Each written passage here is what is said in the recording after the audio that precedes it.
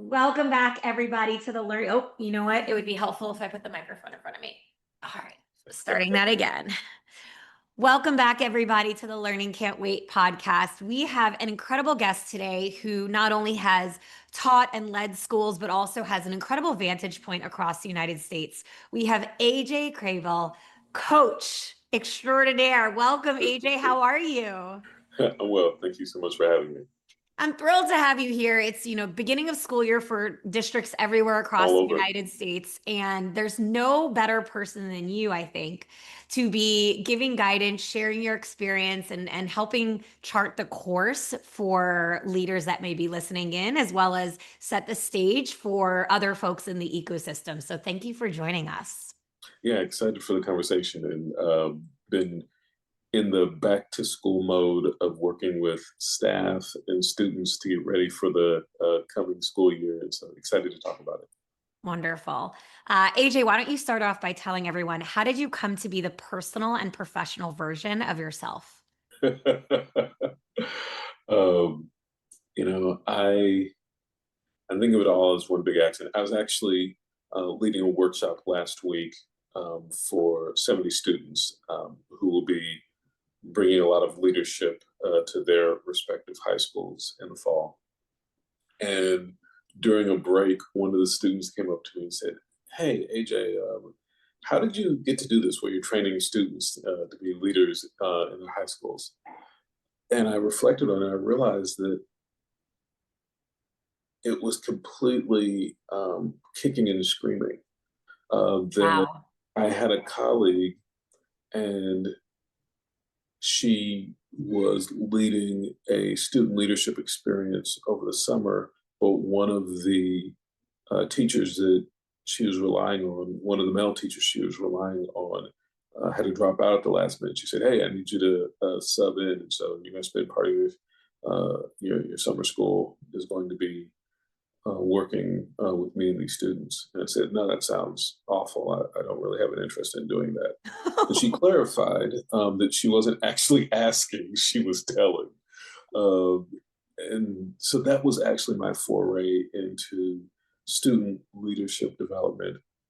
I had a life transforming experience that summer, and have basically been doing the work practically every summer since, and throughout the school years of really investing in the capacity of students to play a leadership role in the culture and climate of their schools. And so, yeah, I would love to say it was a moment of wisdom on my part, but it was really, an act of forcefulness on the part of a colleague. Incredible. And obviously your presentations and style have probably evolved since that very first summer. Just a little bit. Yeah, so let's talk about that evolution. Like what did you talk about then and what gets you fired up to talk about now? Yeah, at that time it was still definitely a focus on student leadership and how do we prepare students to help lead culture and climate in their schools. One of the things that I often note in my book is that we have not funded public education in a way that is going to allow us to hire a staff to match every single need that shows up.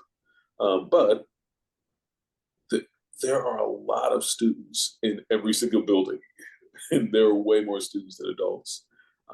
And so, why aren't we tapping into the wisdom and the capability, the competence that students have to help lead the culture and climate of their buildings such that they are places where students experiencing a greater sense of belonging, a greater sense of readiness for the academic and instructional work that's taking place there. And so I would say that as a focus is definitely kind of gotten much sharper over the years of trying to marry how do we create opportunities for students to lead in ways that meet the need of students, where our budgets certainly um, aren't well resourced to do so, but also in a way that is directly supportive of the larger learning environment so that this is a net benefit for all students. That really trying to nail those benefits has become more and more of an intention over time. And I think what we're doing now in the districts that we're working in, uh, is really helping to accomplish that, of helping to make schools not only better, just community experience for the students, but make it a better learning environment for the students as well through their.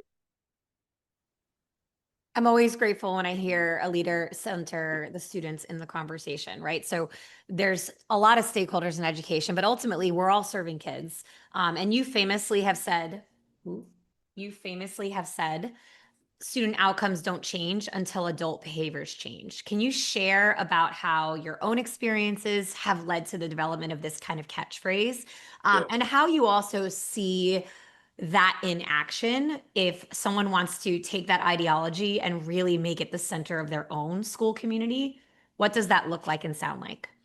Yeah, this idea that student outcomes don't change until adult behaviors change, for me, really exists as a promise between us as education leaders and education advocates and the students who we serve, that I'm going to constantly be willing to examine my choices, my behaviors, my impact, not just my intention, but my impact. See, does it match that intention?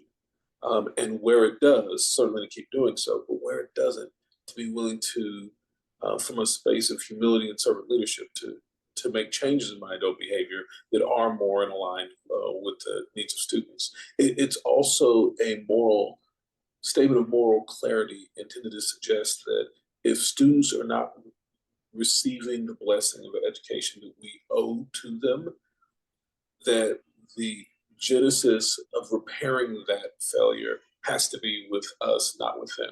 And so the beginning place to look isn't, well, can we get better students? Well, if we just had better teachers, or I'm sorry, if we just had better parents, if we just had the right parents, we just had the right kids, then things would be better.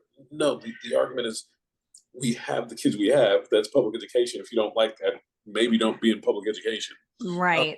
And that the real answer is I've got to pivot, I've got to adjust.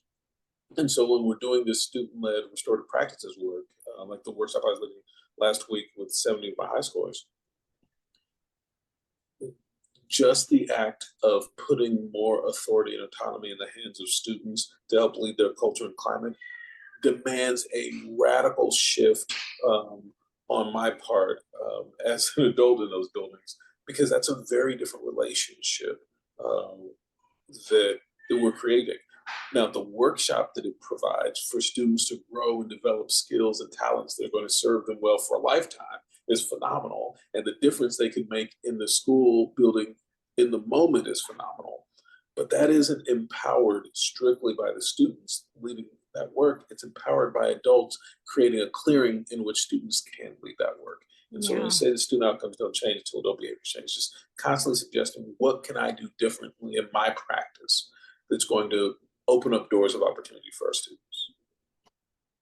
I think about that mindset shift that really requires some unlearning for many people. And I feel grateful, AJ, because early in my teaching career, I was a alternatively certified educator. And early in my career, someone said to me, hey, if one kid doesn't understand a concept, it might be that the kid needs a different kind of explanation. But if more than one kid doesn't understand something, you Yes, might be the reason why. And like, there is a common denominator. right. And if your kids, and I remember, I mean, I'm not like really saying it the right way, but if your kids fail your test, that's not their fault. And early hearing that very early allowed me to form, kind of like an ideology for myself that I'm the reason anything happens in my classroom. And I remember early on understanding that and understanding that there are no bad kids. And I didn't realize it was radical to think those two things. Which I mean, like, I'm not giving myself a pat on the back. This is like from the mentors around me Yeah, who instilled this in me. And I am beyond grateful for leaders like Luis Torres in the South Bronx who did this, my first absolutely. principal. And I'm grateful for all those folks because I'm a woman who grew up in privilege. I have white privilege. I have experiences in education that are surrounded by people that look just like me. And the communities I taught in were not like that. I was the only white woman in a community of color for many years in teaching. And if it were not for the mentors who helped me understand my role and also my own experiences and my background and the work that I did subsequently to ensure that I was the best possible educator for my kids, it could be very different. And so I didn't realize all of Yeah, that was radical, AJ. And when I think about you definitely. having this mindset, writing books, being a leader with a track record of success, I'm wondering, are you still coming across, that was 20 years ago for me. Are you still coming across people who think this is radical? There are two things that you lifted up, and sadly, I do think there is some radical nature to them. I think the purpose of our work is to, I wouldn't say de-radicalize the concept. I'd say kind of normalize the concepts. I think is the way I'm thinking of it. So, two things you lifted up. One, um, assessment. We are assessing students, but the assessment is of adults. Mm-hmm. I don't understand how we've lost the clarity of that. I actually find it morally repugnant when we attach high stakes for students to assessments that are fundamentally telling us whether or not they receive the services they deserve from adults. I'm I, like that. That just seems problematic to me because the function of those assessments is to tell us to what extent have these students received the services Right. that they deserve. And so, if I look at state assessment data for a third grade classroom, and it suggests literacy scores are low, I'm not thinking, well, what's wrong with all these horrible third graders? I'm thinking, what are the supports that these third graders need they haven't got? Yeah. This is for me inherently a measure of the system of adults, not a measure of the capacity of children. And that isn't, I think, the normative view. I just find odd and struggle with. But yeah, I'd certainly, if not kind of radical, at bare minimum subversive. The other thing that you highlight is this idea around are do we have are our schools populated with bad students? And my view of it is, and again, I mentioned this in my book about restorative practices, is that students can be relied upon to pick the most effective tool in their toolbox to address whatever situation they encounter. And so you throw any situation in one of your students, and the most appropriate tool in their toolbox that they have, I guarantee you that's the one they're going to reach for and use for that situation. Now, the Mm, problem emerges is when you put a screw in front of them and they open up their toolbox and there's only hammers in there. right. They're going to go to work on that screw with a hammer, and that's not Right. going to work at all. That's not going to work even a little bit. That is objectively a dysfunctional strategy. Right. But the genesis of the dysfunction isn't in the kind of willful hatred of screws by students. It's in the No. lack of tools by students, and that's on us. That students lack the tools they need to navigate the various circumstances they encounter. That is something that we can have power in. That is something that we can impact. And so, I'm in the work that I'm doing with student leadership. What I'm really thinking about is what are the tools our students deserve, and what are we doing to get those tools into their hands, such that the next time little AJ encounters a situation, instead of opening up his toolbox and there's only tools that are poorly suited to the task, that he opens up his toolbox and there are some of the perfect tools that we would want them to use and that we would use ourselves, but that those tools aren't already in their toolbox. It's a school. The whole point is that they show up without tools and we're helping them develop tools and develop fluency with them. Yeah. And so to abandon that moral high ground for the emotionally comfortable and convenience of, well, these are just bad kids. Like, again, like, why are we here then? No, I totally agree. And a lot of what, I mean, I've spent many years in schools and I also am a parent to two young boys. And I apply a lot of what I learned in schools to parenting because I think a lot of parents And I'm not going to divorce like what the onus you're putting on teachers right now. I think it absolutely should be. That's what school is for. That is the function of school, to help kids learn and get tools. But I also feel for my friends that are not teachers and educators, because they don't always understand that unmet need. Like, what is it that the kid is lacking? What skill? Like, my son will whine. That's the tool he reaches for, the little one. He will whine, but it's because we haven't done a good enough job ensuring he has the self-advocacy skills that he needs, that he's not afraid of the dark, that he doesn't, it's all the things. Yeah. And I think parents, and I'm not generalizing here. And he's a child. Right. He's not supposed to have every single tool yet. No, Part of the job is we're helping them develop that. This is developmentally appropriate behavior. exactly. To to Exactly. to pathologize it is what's problematic to me. Yeah, no, I think that's totally valid. And I think that there's this mindset often that even parents, as they lament about their children, they're like, oh, well, they're so wild. And I'm like, yes, and they're children. And have you provided the outlets for them to release those like natural instincts? Like if your prefrontal cortex was in the same condition as theirs, you'd be doing the same thing. Right, right. And not to say that my kids are well behaved, because any of my neighbors know my children are not going to be walking in a straight line everywhere we go, but they're kids. And I know what they need. And I think that that is hard for a lot of parents that are not educators to understand that. So I often try to connect when I learn in schools to what I learn in parenting, because for the folks that listen here that are not teachers and aren't bringing back what you're sharing, Yeah. AJ, many of them are parents or aunts and uncles or grandparents. And I want them to understand that there's application to the children that they know, even if it's, the kid who lives next door in the building.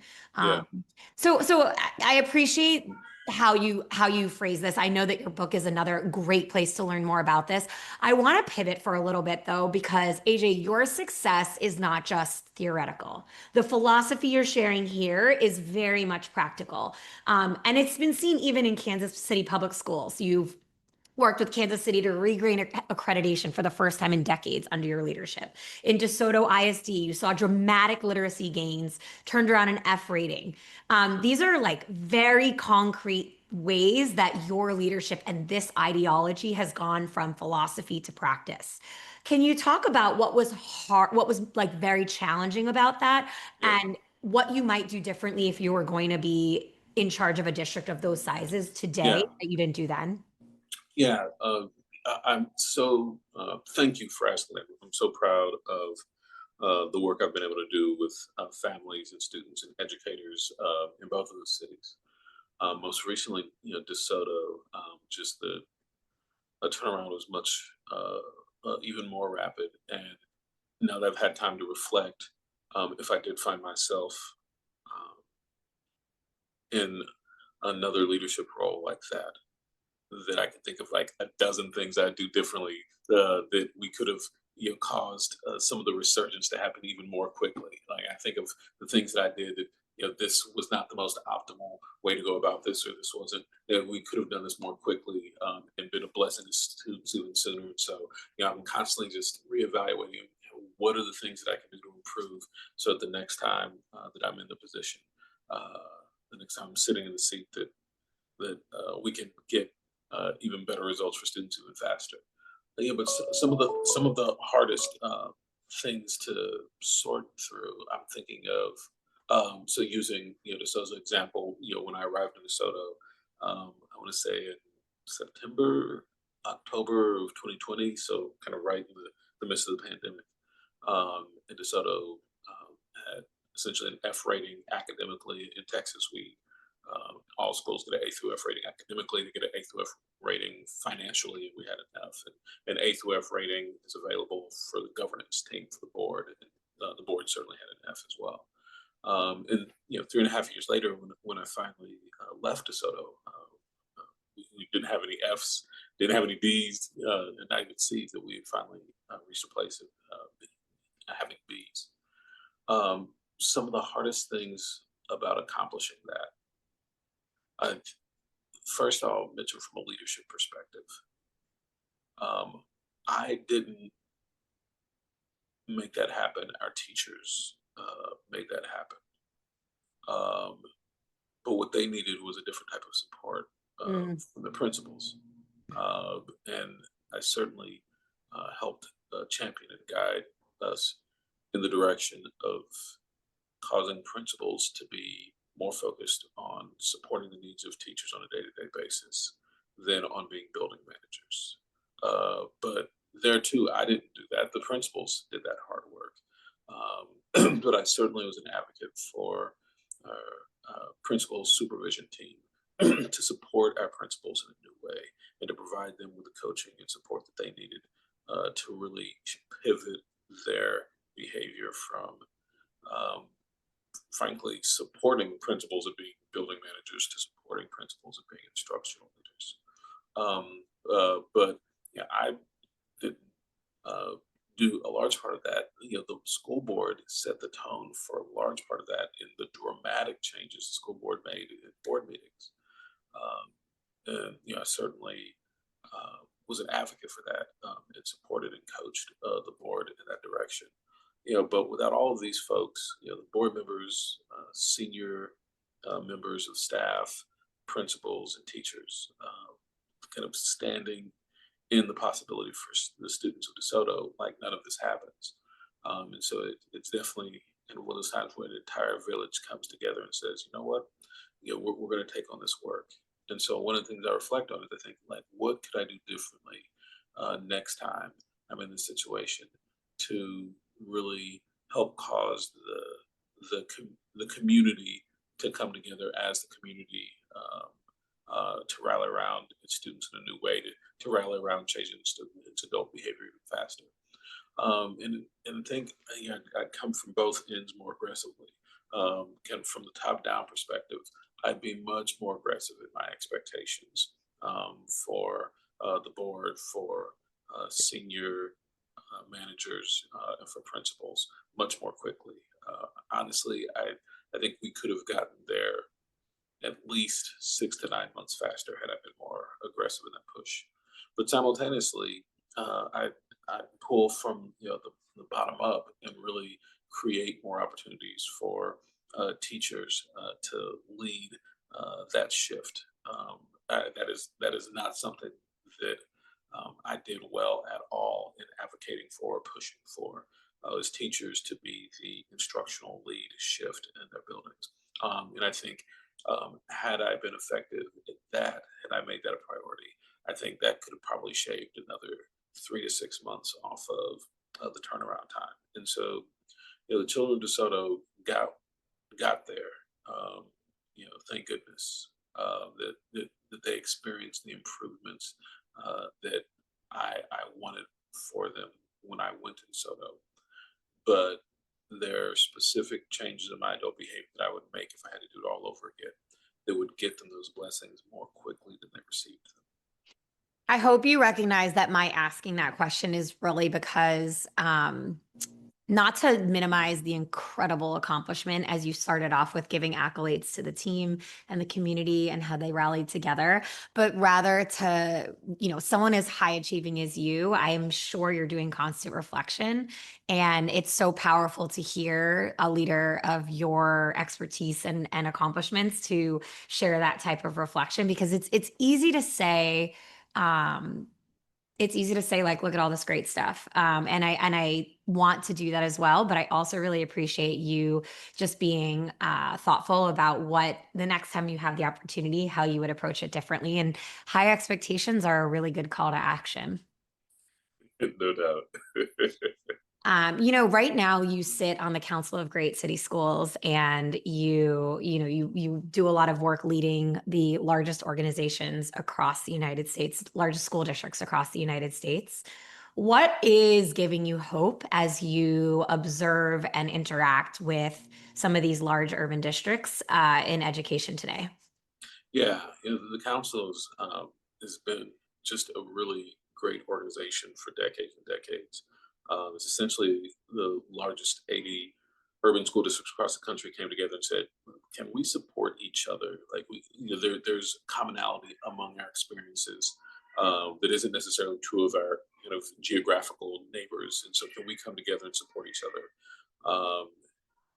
And one area of support in the last decade, I mean, It's actually fairly recent, oddly enough, given the long tenure of the council. One area of support that board has reached out for in the last decade is to say our school boards need support as well. So I Mm, think the council has long provided a lot of the support you'd expect at the management level and the senior leadership level, but not really as much at the governance level. And so part of what I've had the privilege of doing is help build out the team that has really developed a coaching framework for school boards in the same way that I provide coaching for students and building teams around student leadership. We also have a coaching framework for school boards around how to improve their governance work so it's more focused on student outcomes.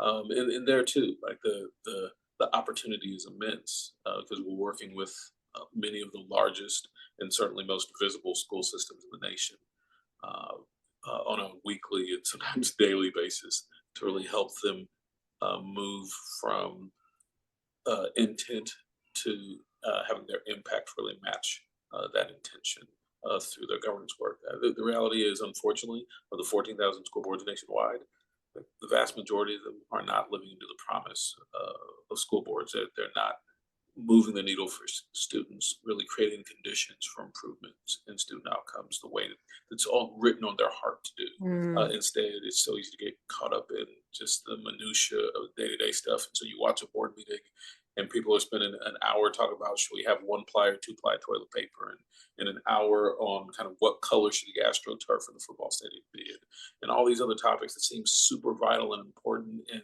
kind of on their own right. They're valuable and meaningful, but are they really moving the needle on student learning? I would say for right. the most part, no. That is the real failure that I see with school boards nationwide. Is it what's on their heart is one thing, but how they invest their time and what they do with the leadership opportunity that they have is completely disconnected from that. And so that's the coaching that we offer to school boards nationwide, but certainly in our large urban districts that the council serves is just let's focus on the thing that matters most. Our children receiving the blessings of education that we owe them, particularly our children furthest from educational justice, our children Mhm. who are most academically vulnerable, that if they don't get the blessing of education they deserve, like they may fall off and never recover from that. Like your kids, my kids, I just want to be honest, they're probably going to be okay because they got you, they got me.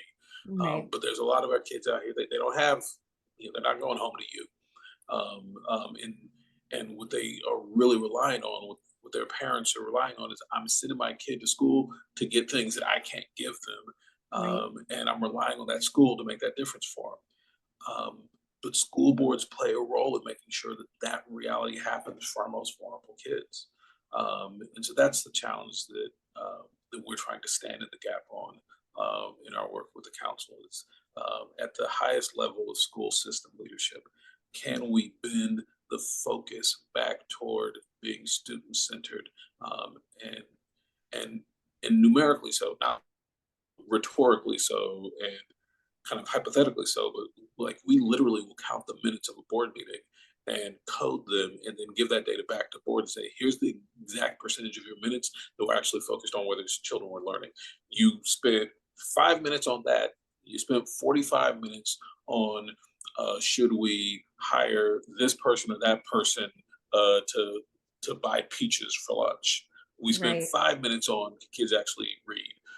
We spent an hour on which type of tractor should we buy to mow the lawn. We spent 3 minutes on do kids actually have the knowledge and skills necessary to be successful in their next level, their next journey in life. And can we pivot that? Can we get to the point where at least half of our time as a leadership team each month is spent digging into are our children learning? Are they receiving quality of education so they can go forth and live a choice-filled life? I love high expectations of that nature. And, it's commonplace in other industries to hold people accountable to that in that fashion, right? To take a board meeting for a Fortune 500 company and disaggregate every minute how we spend it. Is it really driving revenue? Yeah, So no doubt. right, like we have to take, I always say this about education, and I'm not the only person, like we have to take what works in other industries and apply it here. And so I love that. You're starting to see tools developed for classrooms that do something similar. I remember having an instructional coach sit in the back of my room and code how many times I called on girls versus boys in my classroom, Oh, certainly. right? How many times I spoke, how much of my period was spent me speaking versus students speaking. It's actually a practice that I apply at my job today. Yes. Full mind. We say that students have to be leading conversation or engaging in conversation more than 50% of the time of the period. It should not be sage on the stage. Students are Absolutely. grappling, doing the work, right? But if you can apply that there, it's a great place to apply it to school boards. These are exactly the types of conversations we had, in DeSoto, for example. We're looking at, like, counting the number of questions that the teacher asked and how many of those were open ended versus how many Right. Oh, were yes, just. yes. But then counting how much of the principal's time, what percentage of their time each week was actually spent supporting instruction in the classroom versus, being in their office or being in meetings or being downtown at central office or wherever. And that's one of the expectations we built Right. in DeSoto, is that principals need to be spending upwards of 70% of their time in the classroom supporting Yes. instruction, which means a lot of the building management tasks and other things, like, they needed to hand that Somebody off else. somewhere else. We Yes. needed them to be the instructional leader, and you can quantify that. And so you can quantify, what some of these instructional practices you want to see in the classroom. You can quantify what you want instructional leadership to look like, at the principalship level, at the principal supervisor level. I'm working with the superintendent right now, and part of what she has chosen for herself is that 60% of her minutes each week will be spent building instructional systems. And so right now, she and I and her team are working to define what exactly activities are in bounds for that and what activities are out of bounds. As a superintendent, and this is a large urban system, um, it's going to be hard for her to focus 60% of her time onto building the instructional systems that ensure that little AJ, little Haley, are experiencing a higher quality of instruction tomorrow than they did yesterday. But I'm absolutely confident that if she does in fact invest 60% of her minutes there each week, and has to push out to her staff and other direct reports a lot of the other minutiae that superintendents often get bogged down in, that, that the message that sends to principals and the message that sends to teachers, like, we see our superintendent in our schools supporting instruction, in our classroom supporting instruction, that is a powerful pivot that says what matters most. And Yeah. so in the same way that monitoring and measuring those things in building level and classroom level, district level leadership makes sense, I think measuring those things at board level leadership makes sense as well. Yeah, I applaud that superintendent. I know that it makes a huge difference for teachers to see that, and it sends a signal. I was just talking with a friend who's still in the classroom out here in New York, and she literally was telling me about her favorite assistant soup who sat down and did curriculum planning with them.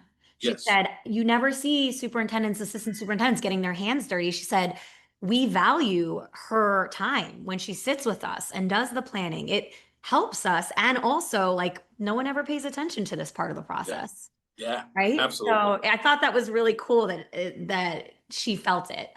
So good luck to that superintendent you're coaching this year, AJ.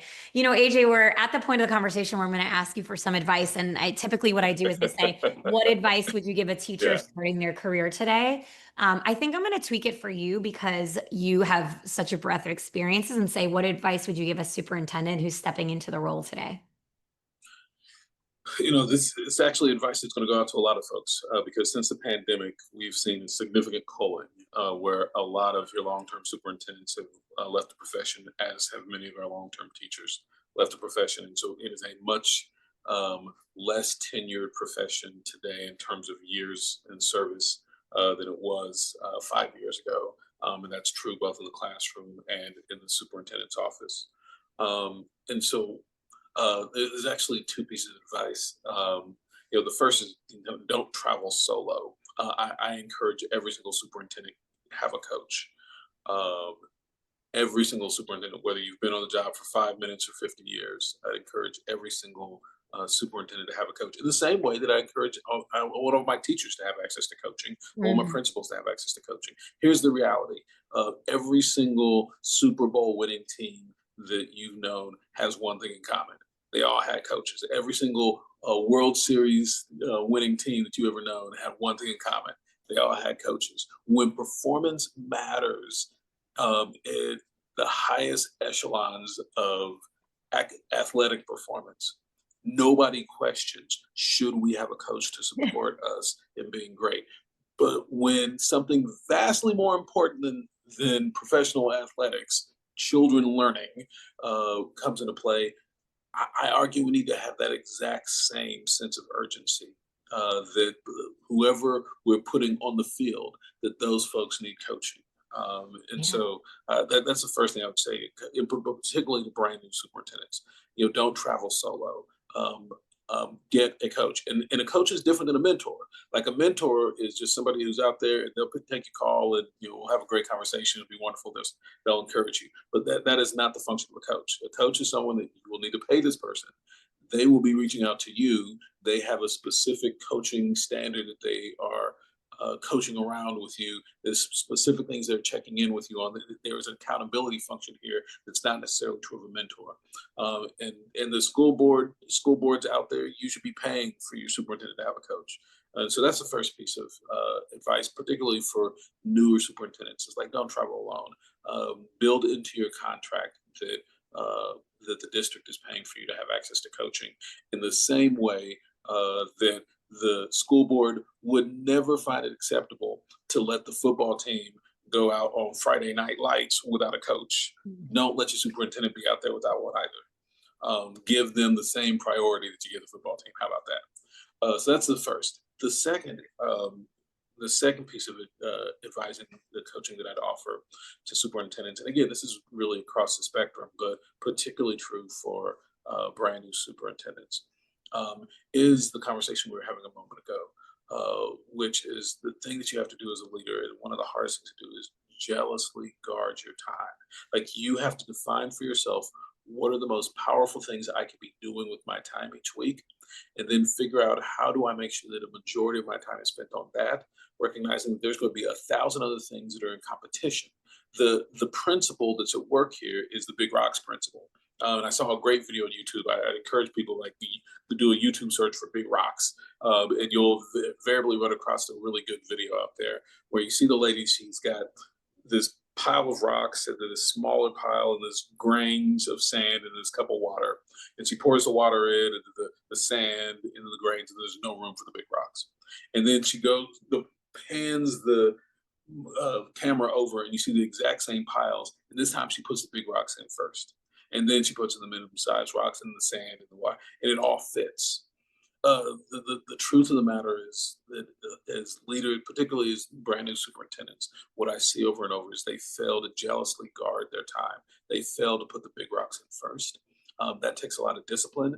I guess if I had to offer a pro tip, have someone on your staff, whether it's the superintendent, secretary, or chief administrator, or chief of staff, or someone of that nature, have it be part of their job description to actively push for the superintendent to spend at least 50% of their time on big rocks each week. And that forces you as a superintendent to identify what those big rocks are. And then you have someone who, part of their day-to-day job, is checking in and saying, are you actually spending your time on the big rocks? Like, superintendents left to their own devices are generally probably going to fail at this. So having somebody on your staff who's that accountability partner to help make sure the big rocks are going into your schedule first, and the instructional leadership as the superintendent is going in first, and then everything else is filtering around that.